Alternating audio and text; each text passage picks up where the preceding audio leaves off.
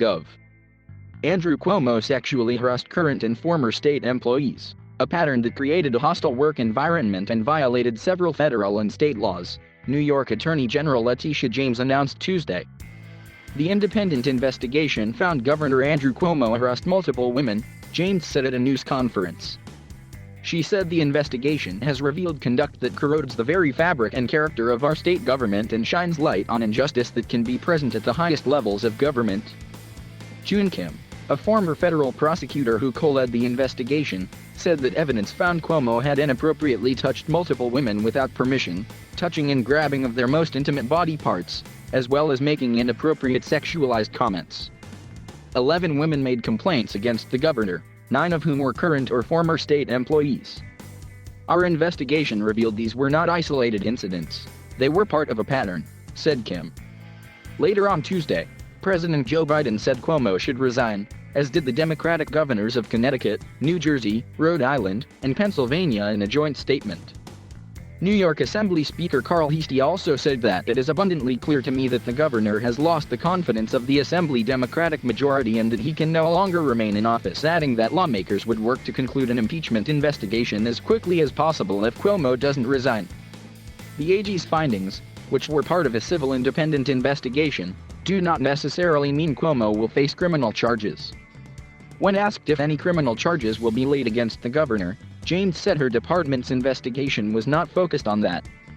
Our work is concluded and the document is now public and the matter is civil in nature and does not have any criminal consequences, she said. One woman who accused Cuomo of groping her breast had already filed a report with Albany police, said Ann Clark, an employment lawyer who co-led the investigation.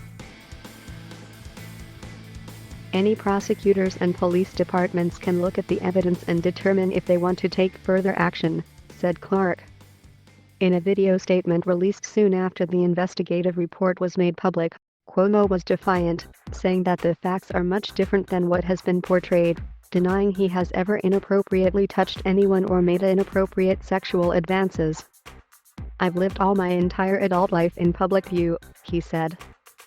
That is just not who I am. That is not who I have ever been. He went on to say that his behavior, such as touching someone's face or kissing them on the forehead, actions he said he uses to convey warmth, are being weaponized against him, claiming that allegations made for publicity or personal gain discredit legitimate harassment victims. In an unusual attempt to bolster his argument, his words played alongside a slideshow of photographs of him kissing or touching people, especially men. The investigation's report comes months after a wave of public allegations of sexual harassment threatened to derail Cuomo's third term as governor, with most of New York's top political leaders calling on him to resign. But Cuomo stayed in office with eyes on a fourth term, while insisting he would be vindicated by the independent review he had initially encouraged. Cuomo has for years tried to position himself as a political leader in the #MeToo movement, signing laws intended to limit workplace sexual harassment. And he has insisted on a zero-tolerance policy for such behavior.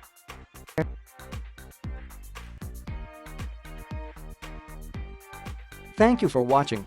Please subscribe